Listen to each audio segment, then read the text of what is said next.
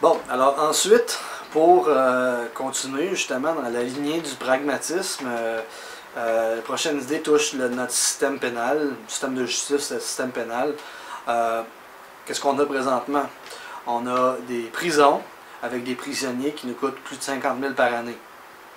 Puis on dit qu'ils payent leur dette à la société. Moi, je trouve que c'est plus nous autres qui payent pour eux autres. En fait, on paye pour eux autres. OK, ils n'ont plus leur liberté, ça je comprends ça, ils vivent dans une prison, ça je comprends ça. Mais techniquement, on paye pour eux autres. OK? Il faut que nos prisonniers, il faut que notre système de prison se transforme. Ça, c'est ce qu'une partie propose. Il faut que le système des prisonniers devienne un système de travailleurs. Il faut que ces gens, il ne faut pas que les prisonniers nous coûtent de l'argent, il faut qu'ils nous en rapportent.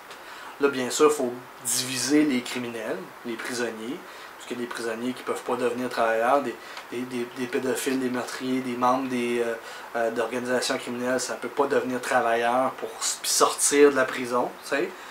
Il va y avoir deux catégories de travaux. Là. Il y a des gens qui vont faire les criminels mineurs, si tu veux, ça va être des gens qui vont devenir des travailleurs manuels. Puis les criminels durs, ben, ils vont faire des travaux un peu plus derrière un bureau, autrement dit. Okay? Fait que moi, ce que je vois, c'est avoir une flotte de travailleurs. Ça veut dire des gens qui réparent des routes. Ça veut dire des gens qui... Hein, on parle souvent que les maladies dans les hôpitaux, c'est fait parce que les conduites d'aération sont pas propres, puis pourtant on les lève pas. Hein, on a une manne de personnes qui peuvent le faire, ça va nous coûter zéro. Réparer des routes, ça nous coûte pas zéro, mais l'employé qui le fait, lui, nous coûte zéro. Évidemment, ça, c'est tout supervisé. Là.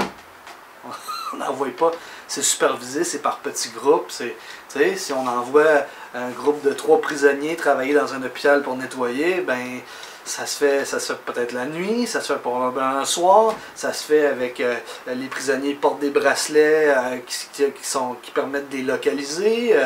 Bref, il y a de la technologie derrière ça, il y a de la prudence, il y a de l'organisation, puis il y a de la supervision derrière ça. Mais l'idée, c'est qu'on se retrouve avec une manne de travailleurs qui ne nous coûte rien.